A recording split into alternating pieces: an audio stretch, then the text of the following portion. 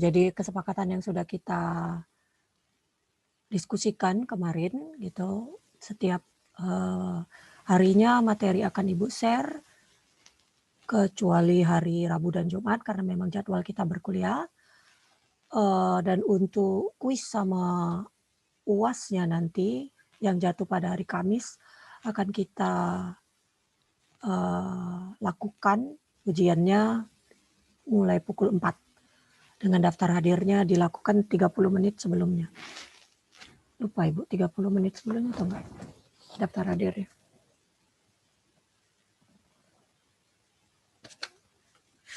Nanti Ibu cek balik, nanti Ibu screenshot daftar hadirnya dibuka kapan gitu ya, di e-learning biar kalian sama-sama paham, jangan sampai terlewatkan mengisi daftar hadir. Oke, saya share screen untuk pertemuan ke-19 pada pagi ini. Oke.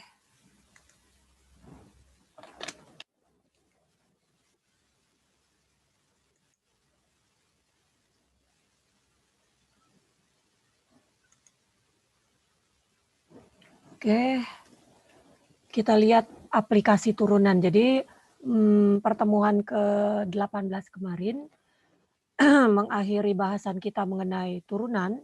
Sekarang kita masuk ke aplikasi turunan atau penggunaan turunan. Pertama yang kita lihat masalah maksimum dan minimum. Di sini kadang ataupun seringkali kita berhadapan dengan masalah bagaimana mencari cara yang terbaik, gitu ya. Misal ini ada seorang petani mau memilih campuran dari bahan pertaniannya untuk bisa menghasilkan keuntungan yang besar. Ada lagi juga dokter mau memilih dosis yang paling kecil dari obat yang bisa menyembuhkan obat tertentu. Ada juga masalah pengusaha yang mau meminimumkan biaya pendistribusian produknya. Masalah-masalah yang demikian itu bisa diformulasikan sehingga hanya melibatkan memaksimumkan atau meminimumkan fungsi pada himpunan yang ditentukan. Jadi metode kalkulus memberikan cara yang sangat baik dalam menyelesaikan masalah. Di sini misalnya diketahui fungsi f(x), ada domain S di gambar berikutnya. Ada 3 pertanyaan yang muncul. Pertama, apakah f(x) punya nilai maksimum atau nilai minimum di S? Yang kedua, apakah memiliki maksimum atau minimum dan di mana diperoleh maksimum atau minimum tersebut? Kalau maksimum dan minimum itu ada, berapa nilainya? Gitu ya. Untuk menjawab pertanyaan tadi adalah tujuan dari subbab yang kita bahas ini. Kita lihat ini ada gambar nih misalnya f(x) gitu kan, kita mau tahu nih maksimum di mana, minimum di mana gitu dari grafik ini, dari fungsi f(x) ini. Ada definisi, misalkan S adalah domain dari F, memuat titik C. Kita katakan bahwa FC adalah nilai maksimum dari F pada S jika FC-nya lebih dari sama dengan Fx untuk semua X di S. Dan FC dikatakan nilai minimum kalau dia kurang dari. Dan dia merupakan nilai ekstrim dari F atau S kalau dia nilai maksimum atau nilai minimum. Nah, jadi kalau kita nyebut ya nilai itu maksimum atau nilai itu minimum berarti dia nilai ekstrim. Fungsi yang mau diminimumkan atau dimaksimumkan disebut fungsi objektif. Ya. Pertanyaan eksistensi. Apakah F memiliki nilai maksimum atau minimum di S? Mau menjawabnya bergantung pada set S. Kalau misalnya ada fungsi f(x) sama dengan 1/x dari S-nya 0 sampai eta hingga, maka tidak akan punya nilai maksimum atau nilai minimum. Kalau lihat di gambar 2 ini, nih, kalau dia sampai sini, dari 0, ya kan, ini 0 sampai ke kanan. Dari 0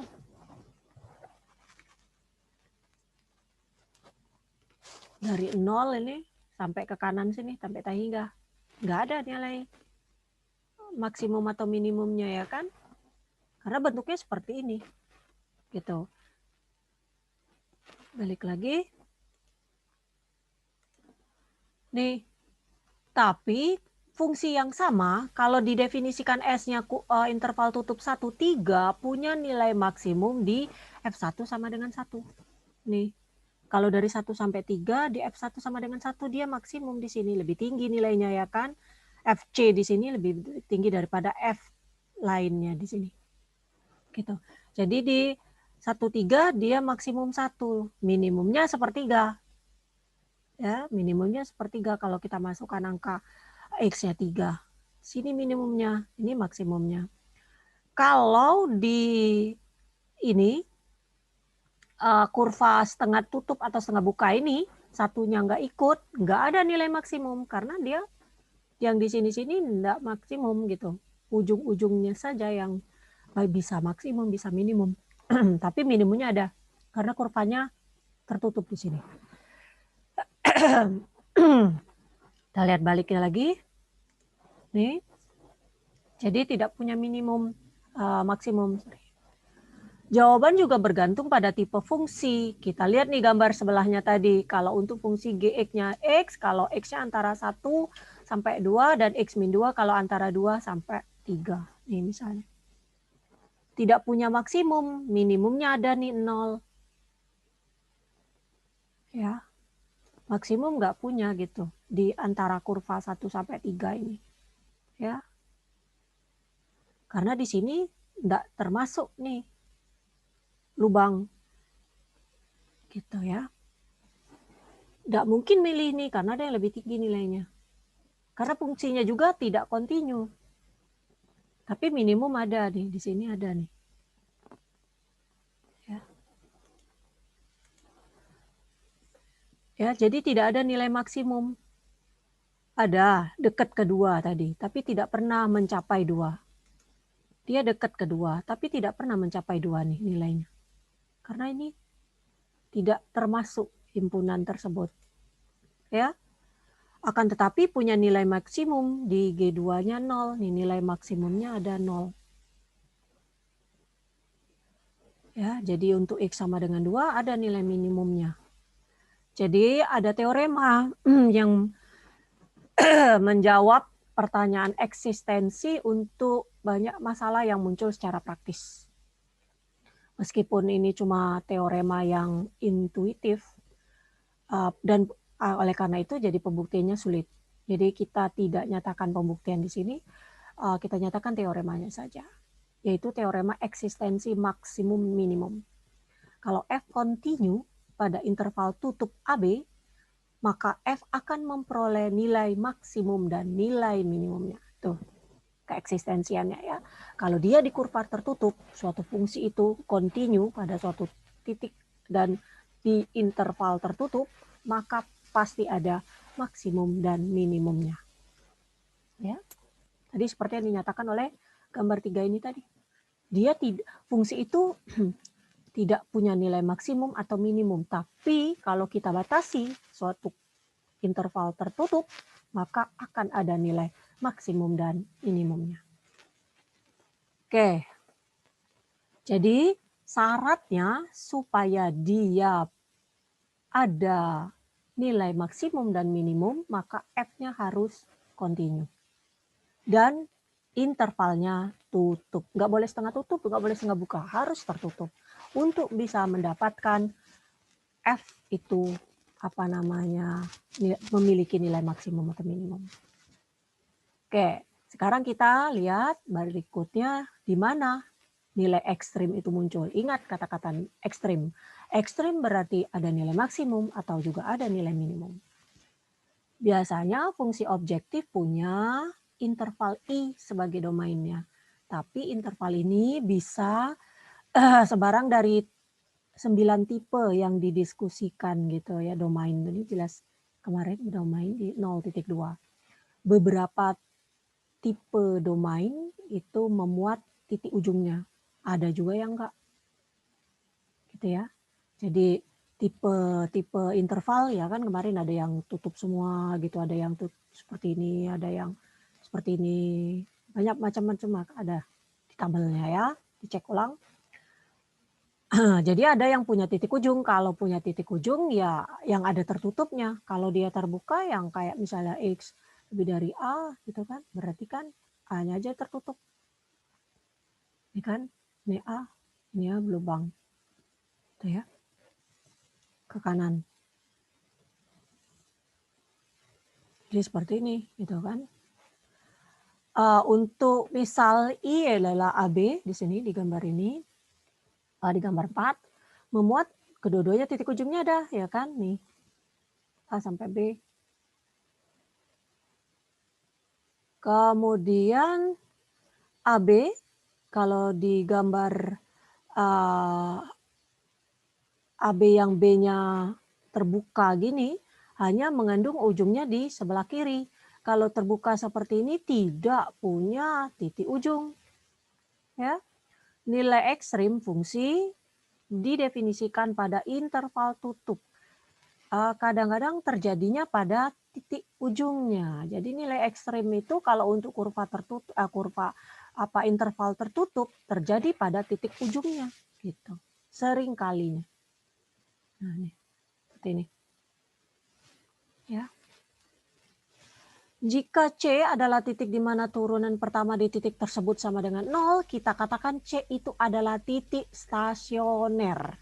Ya, jadi F aksen C sama dengan 0, artinya C itu adalah titik stasioner.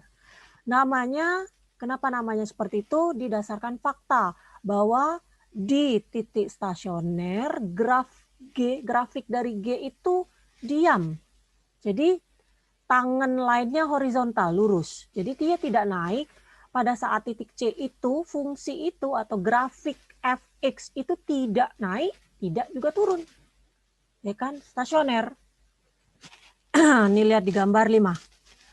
Nilai ekstrim kadang-kadang muncul di titik-titik stasionernya. Nah, tadi bisa titik ekstrim itu muncul di ujung-ujung, tadi ya kan, di ujung-ujung interval. Yang kedua kita lihat bahwa titik nilai ekstrim juga bisa muncul di titik stasionernya nih. Ini titik stasionernya di sini, dan di sini. Titik stasioner ya bisa max, bisa min, bisa maksimum, bisa minimum. Ini titik-titik stasionernya. Ini maksimum, ini minimum. Ini singular point namanya. Nanti kita lihat. Kita lihat yang di gambar 5 ini dulu.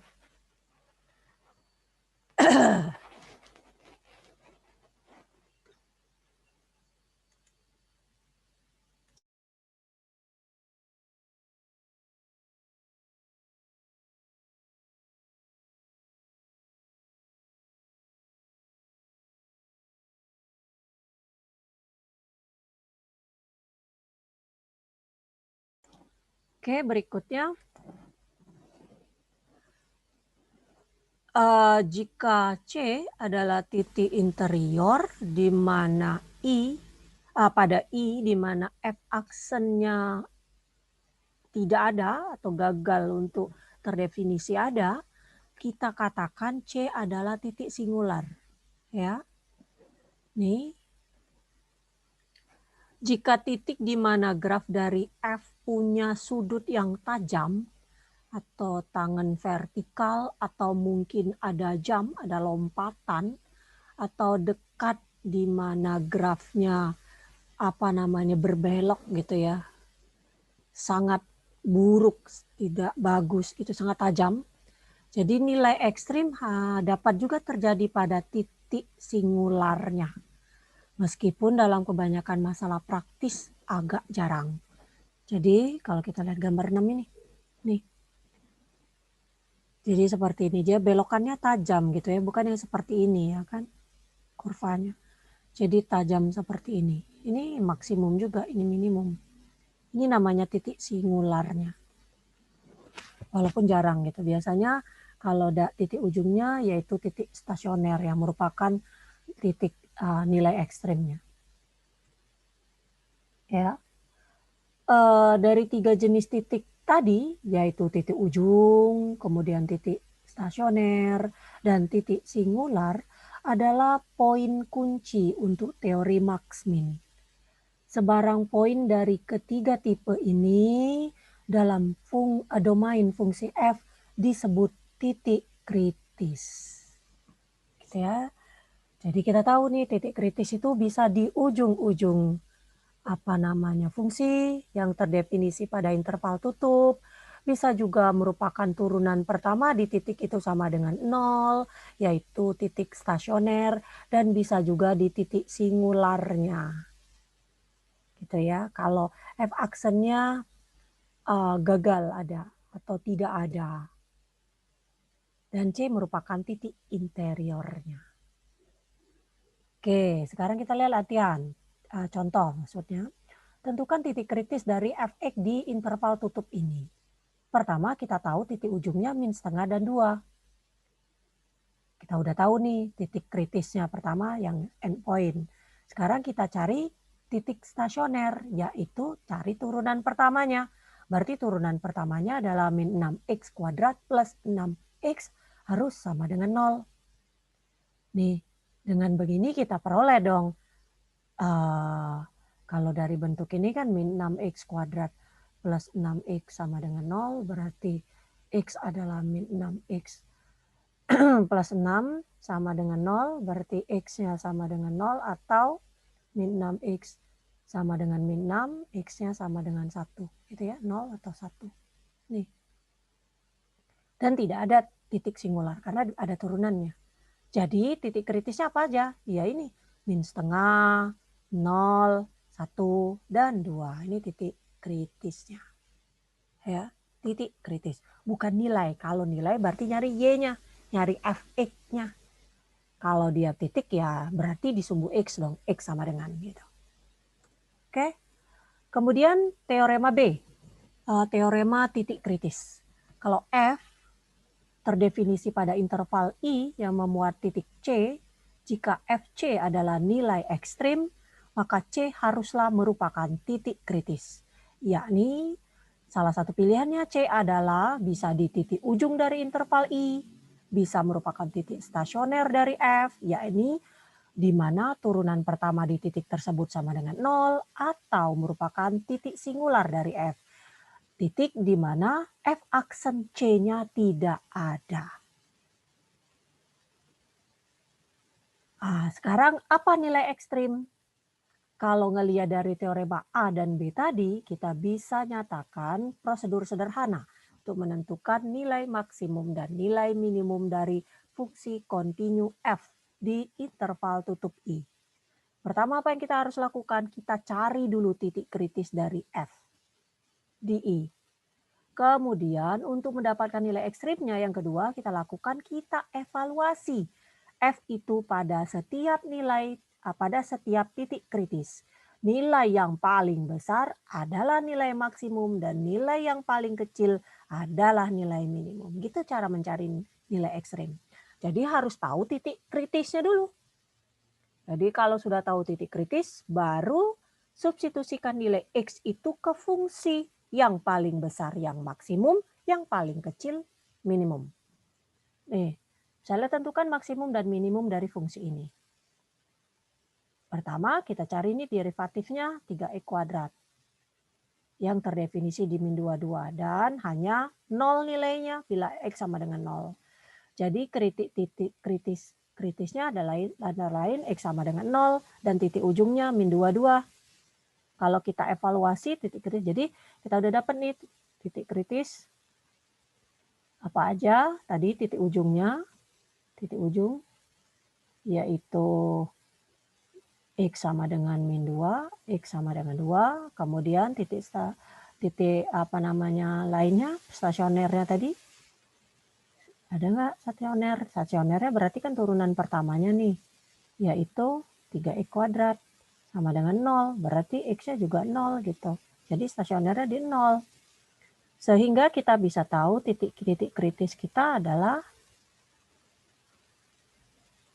min 2, 0, dan 2. Kita evaluasi masing-masing di F min 2 berapa? Di mana masukkan nilainya? Jangan sesekali masukkan di sini. Mahasiswa itu kadang-kadang keliru. Masukkan ke fungsi F-nya. Berarti kan min 2 dipangkatkan 3, min 8. F0 adalah 0 pangkat 3, 0. Dan F2 adalah 2 pangkat 3, 8. Berarti maksimumnya di 8 dan minimumnya di min 8. Jadi maksimum diperoleh di X sama dengan 2 dengan nilai maksimumnya 8. Dan minimum di X sama dengan min 2 dengan nilainya adalah min 8. Ya? Nah, sekarang kalau fungsi yang seperti ini.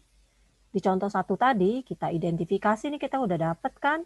Yang jelas ini titik ujungnya, titik ujung yaitu min setengah 2. Stasionernya berarti turunan pertamanya yaitu min 6x kuadrat plus 6x sama dengan 0. Berarti tadi kan adalah min 6x plus 6 dengan 0, x sama dengan 0 atau x sama dengan 1. Ya kan, jadi udah dapet nih, ini 2 nih. Ada 4 titik kritisnya. Ya kita cobakan saja ke fungsi f min setengah berapa? Berarti f min setengah yaitu min 2 kali min setengah pangkat 3 tambah 3 dikali min setengah kuadrat. Cari hasilnya. Ini dapat nih f min 21, f0 nya 0, f11, f2 min 4. Dari sini kita tahu berarti yang maksimum adalah 1 diperoleh di x sama dengan min setengah dan x sama dengan 1. Kemudian minimumnya di min 4 diperoleh pada saat x sama dengan 2. Lihat grafiknya nih. Pada saat x sama dengan 2 ini minimum nih. Kemudian dia akan memperoleh nilai maksimum di min setengah dan 1 nih. Min setengah dan 1. Terlihat kan di gambarnya betul. Tuh. Ini minimumnya. Gitu ya. Sekarang identifikasi misalnya titik kritis dan tentukan nilai maksimum atau minimum di interval tertutup yang diberikan. Misalnya nomor 5 nih. Tadi kan titik-titik kritis itu adalah apa saja? Titik ujung. Berarti berapa? Min 4, 0. Kemudian titik stasioner. Berarti F aksen X yaitu 2X plus 4 sama dengan 0. Berarti X-nya adalah min 2. Tidak punya titik singular karena ada turunannya. Gitu. Berarti kita punya 3 titik kritis. Kita masukkanlah nilainya. F min 4 berarti min 4 kuadrat ditambah 4 kali min 4. Oh sorry, ini ada plus 4-nya. Plus 4. Berapa? 16. Min 16 tambah 4. 4. F0 berarti 0 ditambah 0 tambah 4. 4 juga. Dan F min 2 adalah min 2 kuadrat ditambah 4 kali min 2 ditambah 4 sama dengan 4 dikurang 8 tambah 4. 8 dikurang 8 adalah 0. Jadi nilai max adalah berapa? 4 di X sama dengan min 4 dan X sama dengan 0 serta nilai minnya nilai minnya adalah 0 di X sama dengan min 2. Itu ya, dengan cara yang sama kalian bisa lakukan yang nomor 6. 6 kerjakan sendiri. Banyaknya di buku banyak, ibu ambil sedikit aja biar cepat. Oke, itu maksimum dan minimum. Jadi harus kalian ingat, kalau mencari maksimum atau nilai minimum, cari dulu titik kritis. Dari titik kritis itu uji apakah Nilai yang maksimumnya ada dan nilai minimumnya ada. Dan untuk memiliki nilai kritis, nilai ekstrim, maka yang perlu kita cek adalah fungsi itu harus berada di interval tutup. Oke, berikutnya kita lihat kemonotonan dan kecekungan. Concavity kalau di situ di buku, atau kemonotonan, monotonisi rasanya. Niketi ya begitu. Ya, kemonotonan dan kecekungan. Kita lihat gambar graf di gambar 1 ini. Nah, nih ada nurun, ada naik, ya kan? Di sini dia nurun, kemudian stasioner, berhenti, kemudian dia naik di situ. Ya, fungsi fx itu. Kita tidak terheran, kita tidak tak ada satupun yang heran kalau kita katakan F itu turun di kiri dari C dan naik di kanan, ya kan, sesuai dengan gambar tadi. Tapi untuk meyakinkan kita memang setuju dengan terminologi tersebut, di sini ada definisinya. F misalkan terdefinisi pada interval I, bisa terbuka, bisa tertutup, bisa tidak keduanya. Kita katakan F itu naik pada I jika untuk setiap pasangan bilangan X1 dan X2 dalam I, kalau X1-nya kurang dari X2 mengakibatkan Fx1 kurang dari Fx2, maka F itu naik di interval tersebut. Ya. Lihat aja kalau namanya posisi naik kan gini.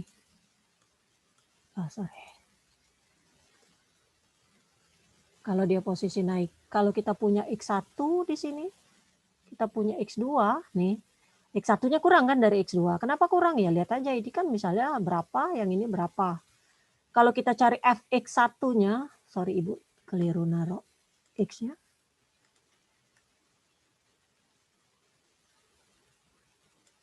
Nih. Saya punya di sini dan saya punya di sini. Nah, ini saya punya X1 dan ini X2. Kelihatan kan bahwa X1-nya kurang dari X2. Maka Fx1-nya juga kurang dari Fx2 ya kan. Kenapa kurang? Ini kan lebih tinggi nilainya. Nih lihat, ini kan cuma di sini. Dan ini lebih lagi. Gini. Nah, dari sini udah kelihatan bahwa fungsi itu naik kalau X1 kurang dari X2 mengakibatkan Fx1 kurang dari Fx2. Gitu. Nah, dan kebalikannya akan turun kalau X1-nya kurang dari X2 tapi Fx1-nya lebih dari Fx2. Nih. Ini nih kan? Nih X1 kita nih. Ini X2 kita. Nih. Ini di sini, ini di sini. Nah, tapi Fx1-nya lebih dari Fx2. Itu ya. Dia akan naik. Nah, ya kan? Akan turun. Kalau dia naik gini, ini turun, kelihatan kan dari gambarnya. Nilai Fx1 lebih dari Fx2. X1-nya tetap kurang dari X2, tapi Fx1-nya lebih dari Fx2. Berarti turun. Kalau dia kurang dari, tapi Fx1-nya lebih dari Fx2, naik. Gitu. Ya.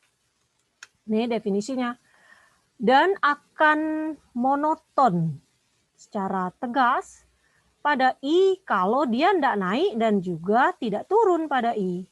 Gitu. Ya. Oke, itu gambar 1. Kemudian, bagaimana kita memutuskan fungsi itu naik? Kita bisa gambarkan grafnya dan bisa kita lihat grafiknya. Tetapi graf biasanya digambarkan dengan memplot beberapa titik dan menghubungkan titik-titik tersebut pada kurva yang smooth, yang halus gitu, bukan yang berupa bentuk tajam gitu ya, jadi buat kurva. Bagaimana kita bisa yakin bahwa grafiknya tidak punya wiggle, tidak punya belokan antar titik plotnya? Bahkan sistem aljabar komputer juga dan kalkulator grafis, itu plot kalkulator grafis, sebenarnya konsepnya cuma ngubungin titik aja. Nah, jadi bagaimana bisa tahu seperti itu? Kita perlu prosedur yang lebih baik. Pertama, turunan pertama dan kemonotonan. Ingat kembali bahwa turunan pertama F aksen itu memberikan slope, ya kan, kemiringan garis tangan pada grafik F di titik X. Jadi jika F aksen X-nya lebih dari 0, maka garis tangan itu naik ke kanan. Menyimpulkan bahwa F-nya naik. Nih. Ya, kalau dia kurang dari 0 turunannya, maka turun ke kanan yang menunjukkan F-nya menurun. Nih. Kalau turunannya naik. Tuh ya, naik gitu. Tapi kalau dia turunannya turunan kurang dari 0, dia jatuh turun ke bawah, ke kanan juga tapi ke bawah. Ini ke bawah juga. Ya, ini turunan yang lebih dari 0 dan kurang dari 0. Ya. Kita bisa lihat gambar ini sehubungan dengan motion atau gerakan suatu garis. Kalau objek di posisi ST pada waktu T dan kecepatannya selalu positif, yakni turunan pertamanya X aksen T sama dengan ds dt lebih dari 0, maka bisa masuk akal untuk mengatakan objek akan terus bergerak ke kanan sepanjang turunannya selalu bernilai positif. Dengan kata lain, ST adalah fungsi naik dari T. Observasi ini sebenarnya tidak membuktikan teorema A, tapi menyatakan kembali bahwa hasil dari teorema A itu masuk akal. Nah, kita lihat teorema A ini, yaitu teorema kemonotonan. Misalkan F kontinu pada interval I dan terdiferensial atau diferensiabel di setiap titik interior dari I, maka turunan pertama yaitu F aksen X lebih dari 0 untuk semua X interior di I, maka F-nya naik pada I. Kalau turunannya kurang dari 0, berarti F-nya turun. Teorema ini biasanya memudahkan kita menentukan di mana fungsi diferensiabel itu naik dan di mana fungsi itu turun. Tidak peduli kita tidak memperdulikan bagaimana menyelesaikan pertidaksamaan tersebut. Nah, misalnya ada contoh nih, kita diminta mencari di mana F itu naik dan di mana itu turun gitu Fx ini. Kita cari derivatifnya ya kan, berarti 6x kuadrat min 6x min 12. Kita faktorkan lah. 6-nya kita keluarkan gitu, x plus 1, x min 2. Ya kan? Jadi kita perlu nentukan di sini yang lebih dari 0, yang kurang dari 0. Ini udah dibahas di mana? Di penyelesaian pertidaksamaan, ya kan? Kalau kita cek di garis bilangannya dengan titiknya ini min 1 dan 2, dia akan lebih dari 0 yang bernilai positif. Berarti kan di sini. Nah, dan ke sini. Dan dia akan bernilai kurang dari 0, berarti dia di dalam ini. Gitu. Ya kan, menjadi sumbu X-nya ada 3 interval. Minta hingga sampai min 1, kemudian min 1 sampai 2, dan 2 sampai tak hingga. Kalau kita pakai titik tadi untuk menguji, kita tahu nih. Ya, menurut ini yang naik berarti di interval min tak hingga sampai min 1, ya. Kemudian min 1 juga ikut ya. Ya, min 1-nya juga ikut.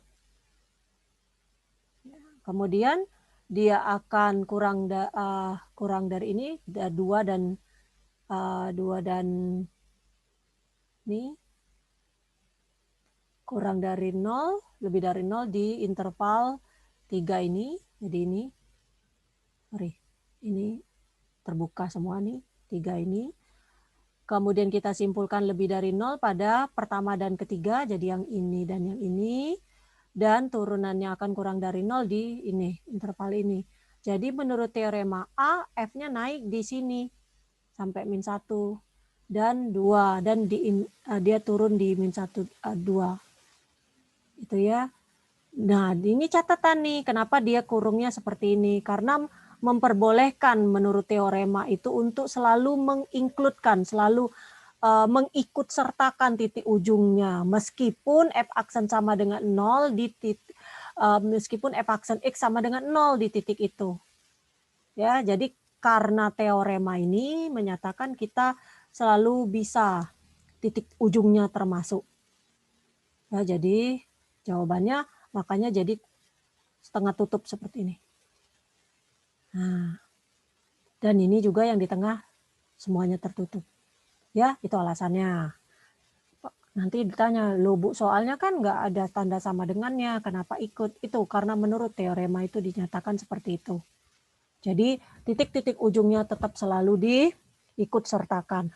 Kenapa tak hingga enggak Bu? Ya tak hingga kan nggak tahu kita batasannya kemana, makanya dia tetap harus terbuka. Kalau khusus untuk tak hingga harus selalu terbuka. Kita lihat figure 4 tadi. Figure 4 di mana? Nih, ini tadi kan pengujian titiknya. Nih lihat, figure 4. Jadi antara min 0 sampai min 1, nih. Jadi min 1 sampai 0 itu positif nih. Ya kan, di sini. Dan 2 ini sini. Gitu ya, kemonotonan. Dia monoton di sini. Ya. Nih, dan ini dia monoton juga di sini. Kemudian monoton juga di naik maksudnya ya. Ini naik dari sini, dari sampai min 1 ini. Dia kan naik nih. Ini naik nih. Kemudian dia naik juga dari 2 ini ke sini. Jadi dia naik ke sini dan dia naik ke sini.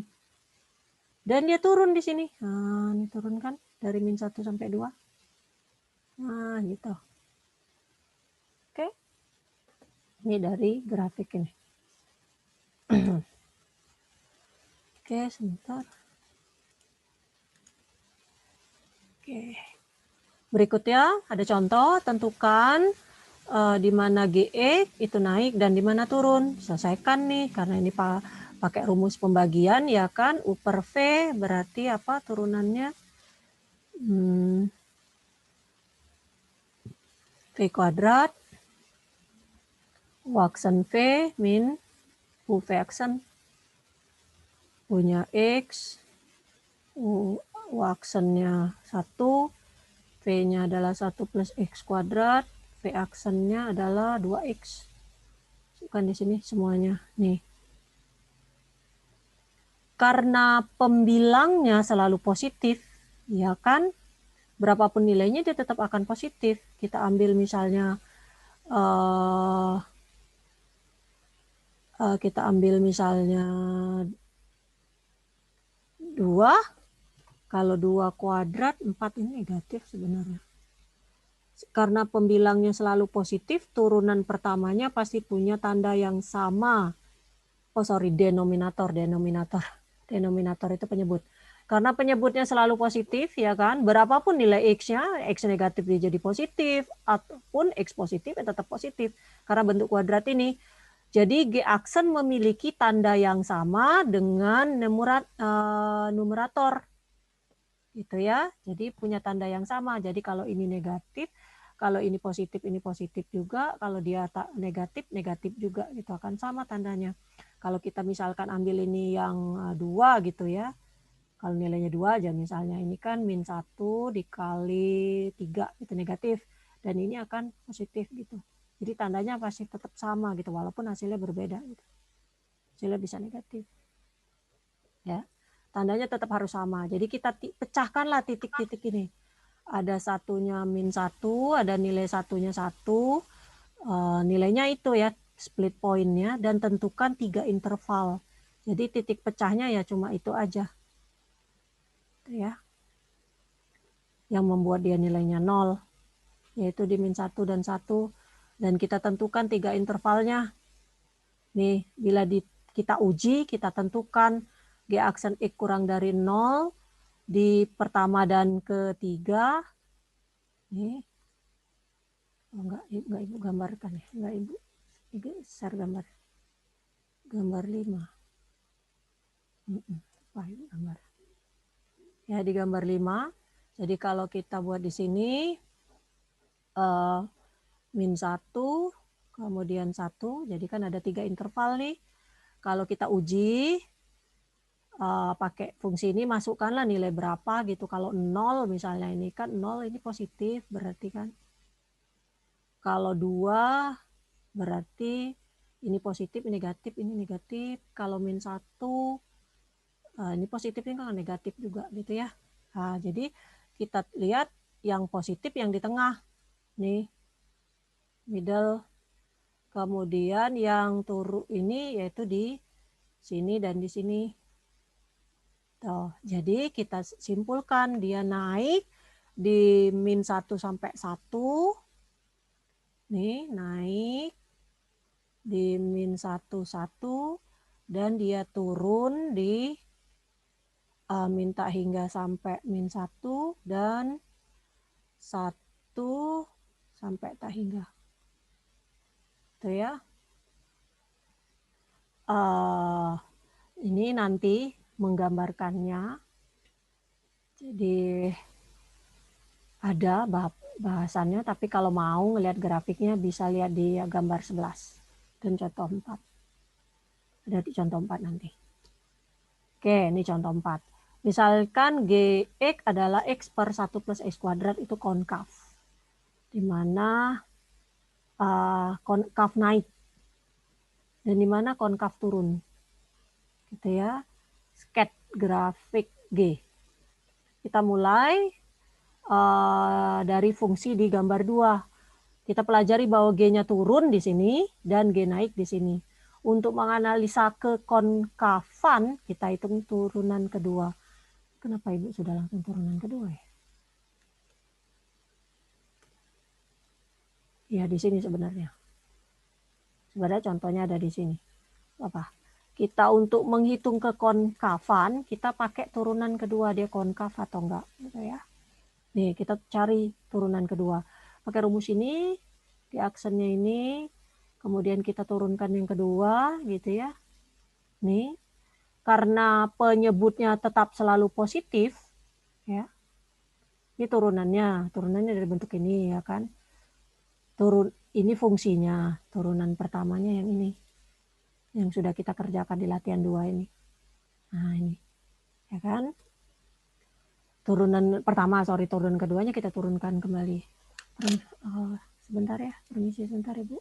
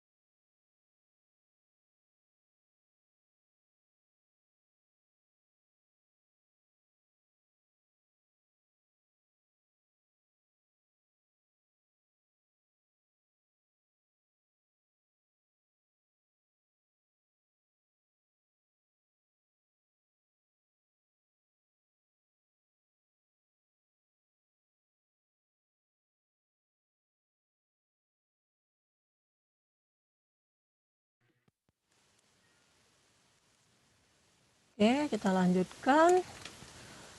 Tadi turunan pertama, turunan keduanya, lakukan turunan sekali lagi, dapat ini. Kemudian kita tahu penyebutnya selalu positif, kita cuma perlu menyelesaikan ini, yang lebih dari 0 ya kan. Nih. Ya, dan kebalikannya. Kita bagi titiknya menjadi, ya kan, jika satunya X sama dengan 0, satunya lagi X kuadrat sama dengan 3, X sama dengan akar 3, dan X sama dengan min akar 3. Ya kan, kita bagi titiknya menjadi min akar 3, 0, dan akar 3.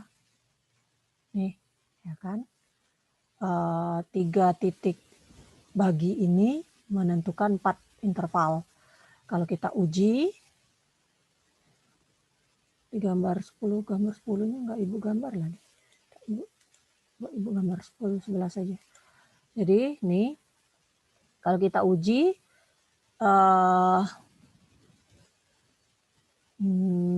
masukkan nilai berapa, ini 1 misalnya, kalau 1 negatif ya, negatif. Ya enggak, kalau nilainya 1 ini. 1 dikurang 3 kan negatif. Kalau kita min 1 juga negatif ya. Min 1, ini jadi negatif, ini ketemu negatif jadi positif ya. Iya enggak? Coba cek sama-sama. Kemudian, ya kalau min 1 berarti 2 kali min 1 dikali min 1 kuadrat min 3. Berarti min 2 dikali 1 kurang 3. Min 2 juga. Itu jadi positif ya kan di sini. Kalau negatif. Kalau positif berarti 2 dikali 1 dikurang 3 min 2. Negatif. Ya. Kemudian kalau di min 2 ini jadi min, 4 dikurang 3 jadi plus, ini negatif. Kemudian kalau di 2, ini positif, ini positif, ini positif. Gitu. Jadi kita simpulkan G-nya konkav di min 3 sampai 0 gitu. Konkav itu kan berarti gini, dia fungsinya turun gitu loh. Seperti ini bentuknya. Negatif berarti. Konkav itu seperti ini. Konveks seperti ini. Ya. Konkav turun, konkav naik, dan konkav turun. Jadi dia di sini, di konkav up-nya di min 3 sampai 0 ini, ya kan, naik ini, konkavnya naik. Konkav up itu berarti konveks ya, dan ini juga. Nah, nih. Jadi di positifnya di sini konkav bisa gini ke atas di min akar 3 0 dan yang ini akar 3 0. Dan konkav down-nya berarti yang negatif. Yang ini dan yang ini. Nih gambarnya nih. Jadi dia konkav down, konkav up, konkav down-nya di sini. Dan konkav up dia mau naik lagi. Ini dia down. Kalau konkav down, konkav berarti kalau konkav up berarti konveks naik. Down dia mau turun. Itu ya, decreasing, increasing, naik. Dan dia decreasing. Ya. Kira-kira seperti itu gambarnya. Walaupun kita tidak menggambarkan secara detail gitu ya. Yang penting kita tahu aja di mana dia konkav, turun, dia di mana dia naik gitu. Oke. Jadi dengan begitu kita memunculkan maksud dari turunan kedua dan kekonkavan. Atau kecekungan ya, cekung ini ya maksudnya. Kalau di buku, coba ibu lihat di buku halaman 155.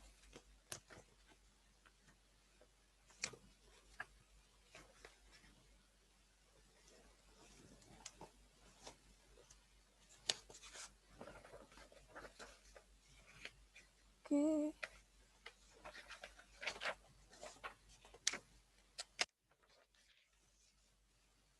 Turunan pertamanya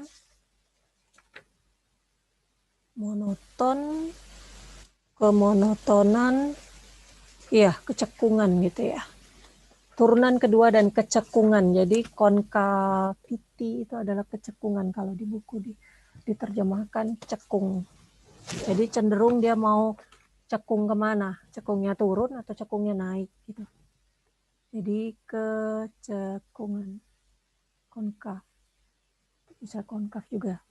Fungsi bisa naik dan masih punya wiggly graph. Jadi kemungkinan mau naik atau turun masih bergerak-gerak gitu ya. Untuk menganalisa wiggle-nya, kita perlu mempelajari seberapa garis tangan berubah kalau kita bergerak dari kiri ke kanan sepanjang grafik. Kalau garis tangan ternyata tetap di arah berlawanan dengan arah jarum jam, kita katakan grafiknya concave up. Ya, cekung. Ya, di sini. Cekung ke atas gitu ya. Concave up itu cekung ke atas. Kalau tangannya berubah di searah jarum jam, maka grafiknya adalah cekung ke bawah. Definisi ini dinyatakan dengan sehubungan dengan fungsi dan turunannya. Jadi kalau ada F terdiferensial di interval buka I, kita katakan bahwa F dan juga grafiknya adalah cekung ke atas pada I. Jika F aksennya naik pada I. Dan dikatakan konkav tuh, kenapa turunan pertama ya? Harusnya turunan kedua dong. Oh, teorema. Oh, ini definisi baru ya. Ya, kalau definisi kita lihat baru turunan pertamanya. Jadi dia dikatakan cekung ke atas pada I, tuh ya. Jika turunan pertamanya naik pada I. Dan dikatakan kecekung ke bawah pada I kalau F aksennya turun. Jadi dia cekung ke atas kalau F aksennya naik, dan dia akan cekung ke bawah kalau turunan pertamanya turun. Ya. Nih, gambar ini membantu kita mengklarifikasi maksud tadi.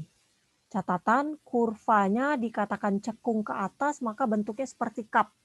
Seperti cangkir gitu ya, naik ke atas nih. Ini concave up gitu ya. Kalau concave down berarti dia turun ke bawah. Nah, gitu, menurun nih, naik. Berarti turunan pertamanya naik. Berarti dia bentuknya cekung ke atas. Kalau turunan pertamanya turun, berarti dia cekungnya ke bawah. Jadi ini cekung ke atas dan ini cekung ke bawah. Jadi gambar ini cekung ke atas dan ini cekung ke bawah. Kemudian baru teorema kecekungan. Untuk menentukan kecekungan kita pakai turunan kedua. Karena tadi kalau penjelasan secara grafiknya ngeliatnya dari turunan pertamanya. Turunan pertama bukan dari fx-nya. Nah, berarti kita perlu turunan kedua. Jadi misalkan f itu terdiferensial 2 kali pada interval buka I. Maka turunan keduanya lebih dari 0 untuk semua x dalam I, maka f-nya cekung ke atas.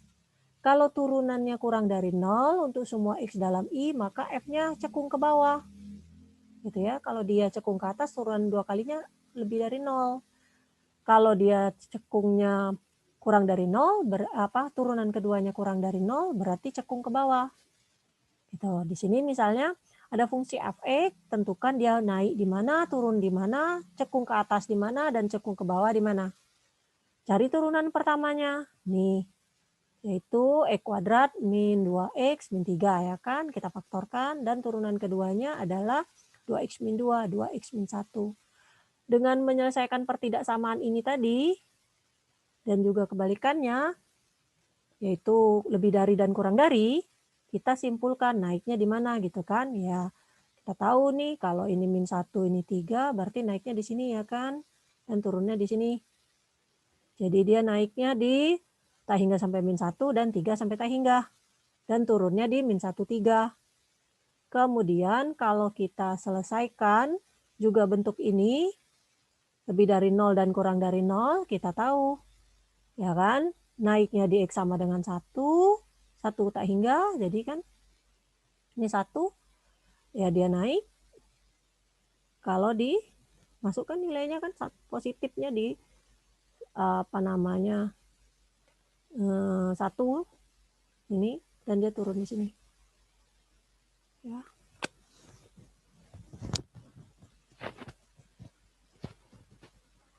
Kita lihatnya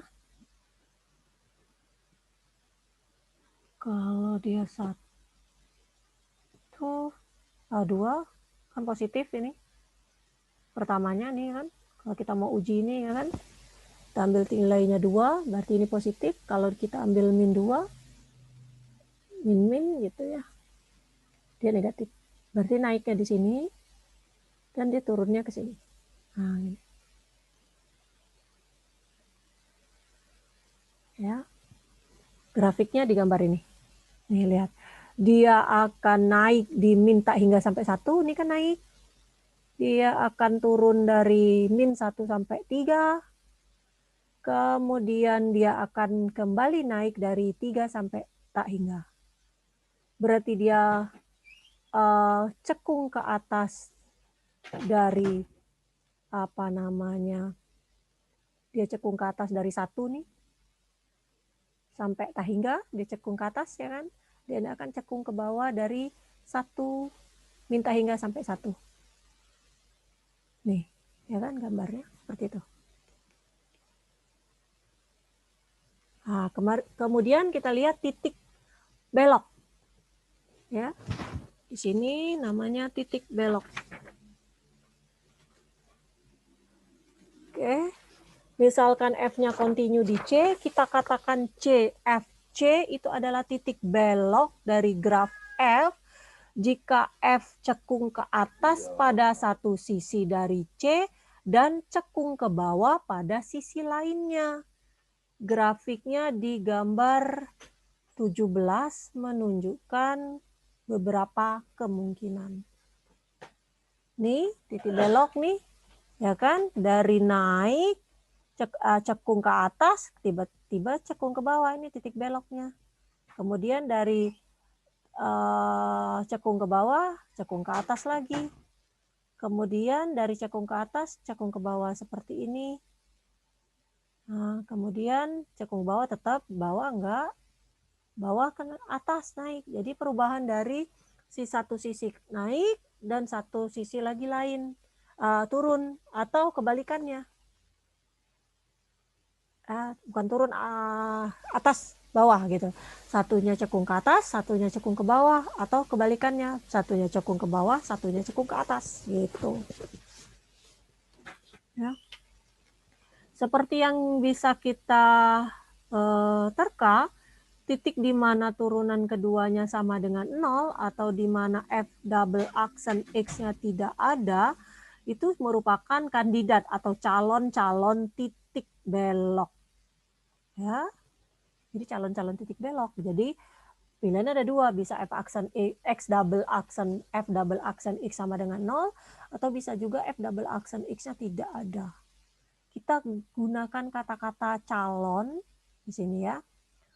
Sama aja ini dengan mengatakan calon apa namanya? Dewan lah politik gitu. Yang bisa aja gagal, tidak terpilih. Jadi untuk contohnya kita bisa saja mengatakan titik di mana turunan keduanya sama dengan 0, ternyata gagal untuk dikatakan titik belok. Misalkan ini kan Fx sama dengan X pangkat 4, di mana grafiknya di gambar 18, Ibu gambar kan nggak Ibu? Suka terlewatkan gambarnya ya.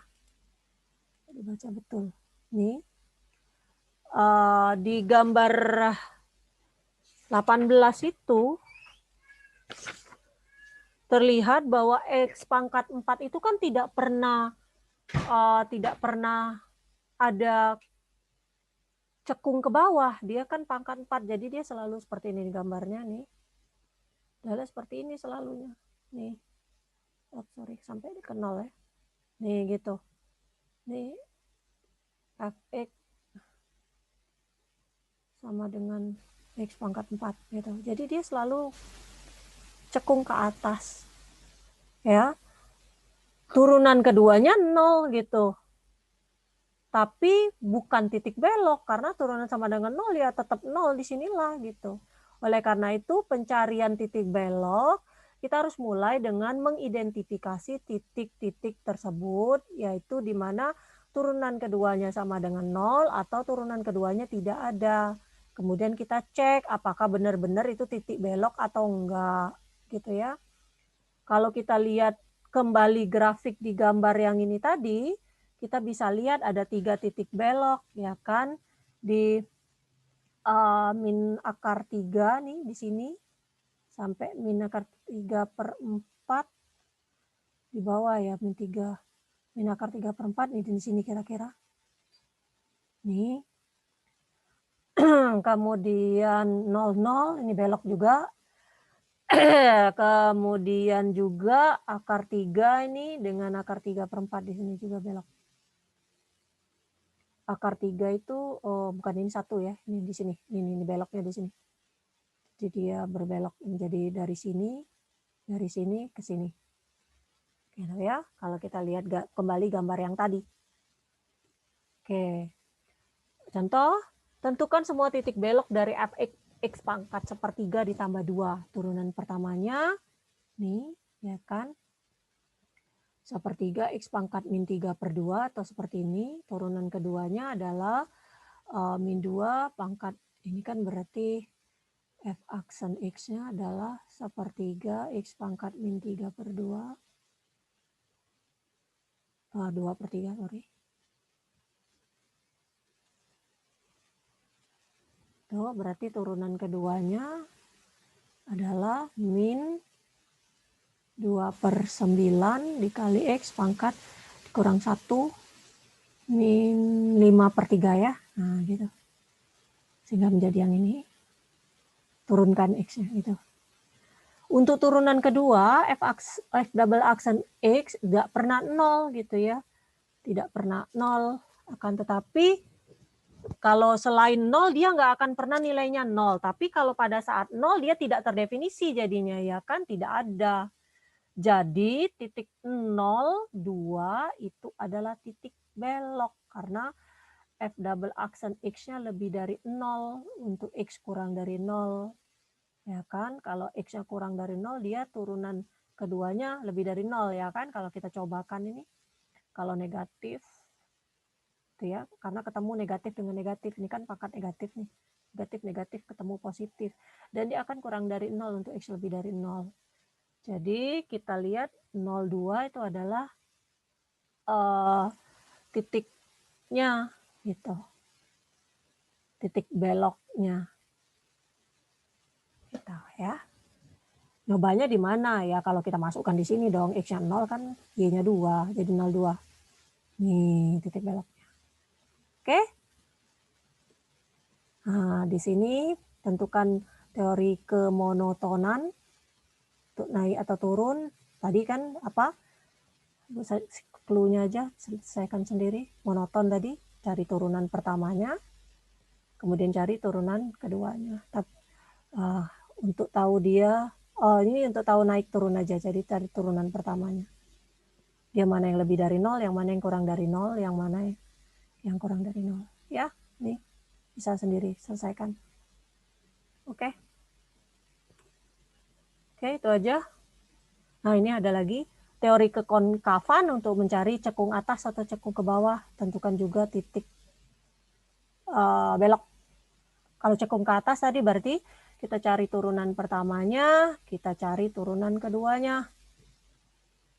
Sama seperti contoh tadi, dia cekung ke atas di mana kalau dia lebih dari 0 dan cekung ke bawah kalau dia kurang dari 0. Ya, titik belok kalau ada. Oke. saya sendiri. Oke, ada pertanyaan sampai sini?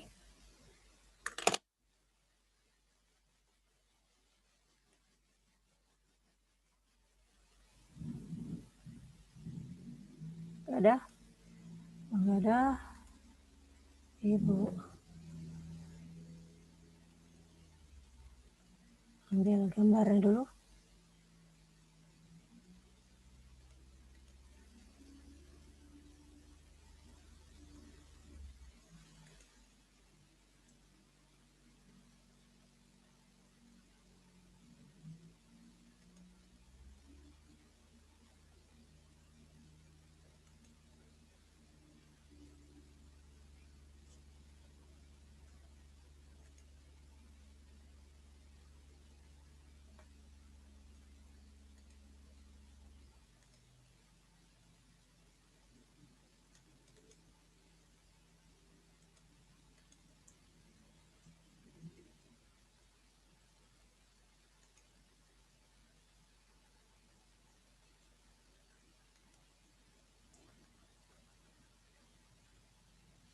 Oke, gak ada yang ditanyakan?